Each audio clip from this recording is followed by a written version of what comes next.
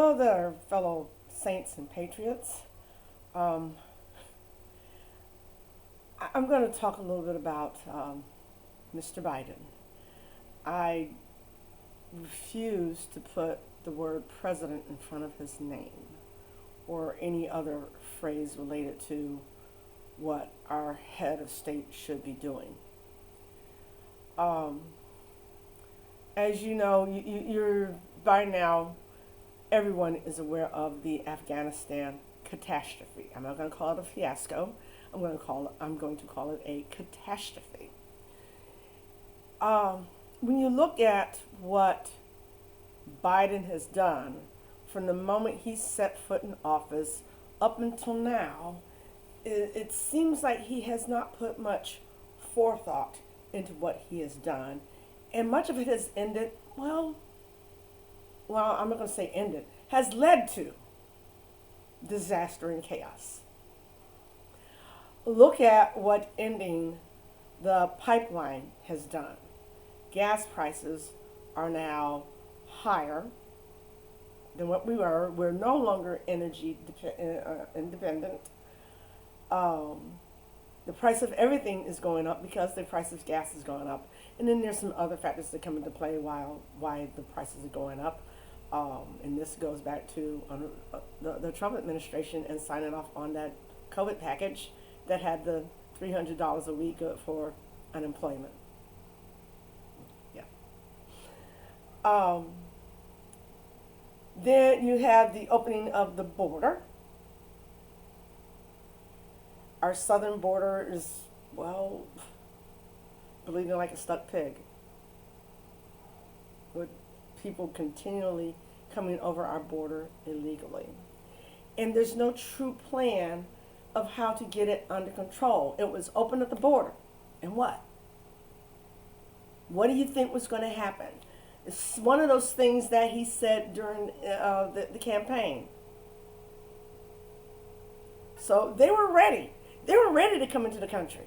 They were ready and waiting to enter the United States illegally. And, well, border control just can't keep up with it. There's a whole lot more to that piece. I'm not going to get into that right now. What transpired next? His continually ignoring how the Supreme Court rules.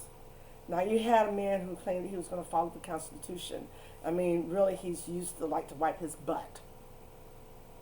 That's the equivalent of what he has done with the Constitution, as he gets private industry to do the dirty work of the government. That, yeah. And now, Afghanistan. I don't disagree with pulling out of Afghanistan. It's how he did it. With, okay, let's come out one, and I have my last video addresses that of the fatal mistakes that he made on that. Again, with no real plan to rectify it. This is what I liken it to.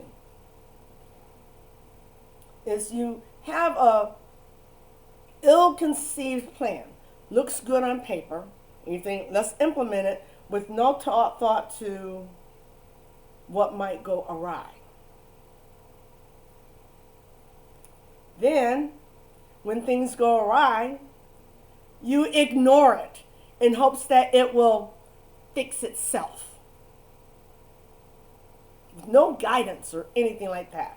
It'll fix itself and things will be okay. Meanwhile, things are continuing to get increasingly worse. Now, what's happened to Afghanistan has not only, it has embarrassed this country. It is a complete, utter embarrassment. Just as Joe Biden is a complete, utter embarrassment. His foreign policy, complete, utter embarrassment.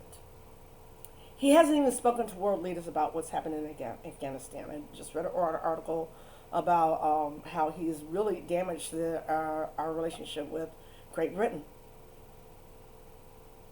And Johnson has repeatedly tried to contact Biden and there's no, he won't speak with him. Biden won't speak with Johnson. So that's a damaged relationship. It seems that Joe Biden is burning any bridges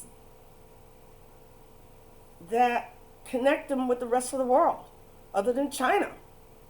And really, when you think about it, a lot of this is distracting us from what's really happening here as China is building up its army, building up its military, all of its military might, and we've got all this other confusions. I'll call it smoke and mirrors, because it's really distracting us from what's critical here.